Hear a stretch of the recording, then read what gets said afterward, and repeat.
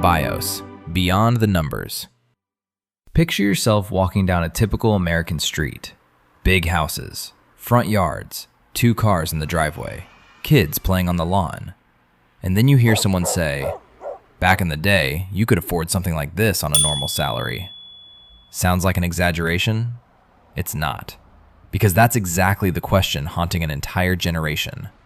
Why could our parents and grandparents buy houses, start families, and build wealth, while today, people in their mid-20s, late 30s, even 40s feel like homeownership keeps moving further and further out of reach? And the uncomfortable truth is, it's not because you don't work hard enough. The rules of the game have changed, massively, and most people don't even know it. Let's talk numbers. Take a normal house, same country, similar size, and look at how much of a monthly paycheck the mortgage payment has eaten up over the decades. 1970, the average home cost around $23,000. The monthly payment, about 15% of income. 2000, the average home cost around $119,000. The monthly payment, about 26% of income. 2024, the average home costs over $420,000. The monthly payment, about 47% of income. Nearly half your paycheck, just for the mortgage. Before you spend a single dollar on food, utilities, or your car. And if you're thinking the system is broken, yeah, kind of. But there are ways to still get your own place. The solutions are coming at the end of this video. Stick around because you don't want to miss this. Drop a comment right now. How old are you? And do you honestly believe you'll be able to afford property in the next 10 years? I think the answers under this video will be more honest than any statistic out there. And if you're thinking, okay, but I'll inherit the family home someday, hold on. Because here's something almost nobody talks about.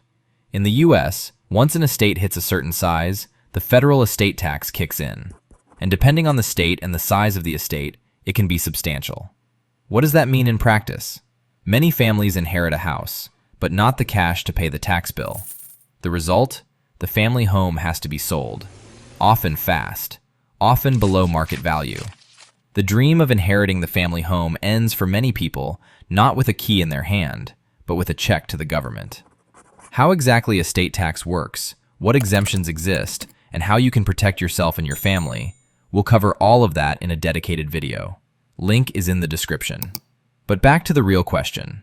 Why did housing get so expensive in the first place? It's a combination of forces hitting all at once. Not enough supply. In the most desirable American cities, San Francisco, LA, New York, Boston, Seattle, Austin, not enough housing was built for decades. Jobs grew faster than apartments. And when too many people want to live in the same place with too little space available, something simple happens. Prices go up. Land is finite.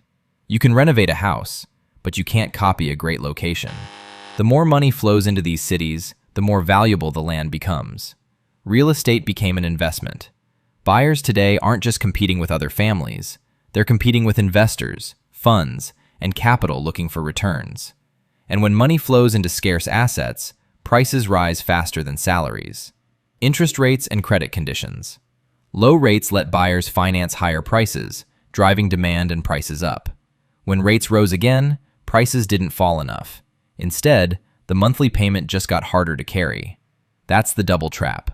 High prices and high financing costs at the same time. And that's exactly why this hits so deep. It's not just about square footage, it's about security, family, the feeling of actually arriving somewhere. If you're 25, 30, or 35 and don't own property yet, you haven't failed. The average first-time homebuyer in the US today is around 40 years old. Your life isn't moving too slow. The system got more expensive. And if you're enjoying this content and want to understand how money really works, drop a like and a comment, because that's how we build something together right here. So, what can you actually do? First, educate yourself about money. Not someday. Now. Understanding how these systems work means making better decisions when buying, saving, and investing. Follow this channel so you don't miss a single step. Second, accept the new reality. Homeownership comes later today. That's not a personal failure. That's the market. Once you accept that, you stop blaming yourself and start thinking strategically. Third, build equity before you need it. The housing market doesn't just reward income, it rewards wealth. The earlier you start building capital, the stronger your position when you're ready to buy. Fourth, make your money work, not just you. Understanding which markets are getting tighter means you can move into them early. And keeping your money invested instead of sitting in a bank account means you're taking back the advantage the market took from you. More on that in a dedicated video. The path to homeownership has gotten harder, but it still exists. Because knowledge might not be a house yet, but it's the first foundation for everything that comes after. BIOS, beyond the numbers, where money, behavior, and real wealth finally make sense.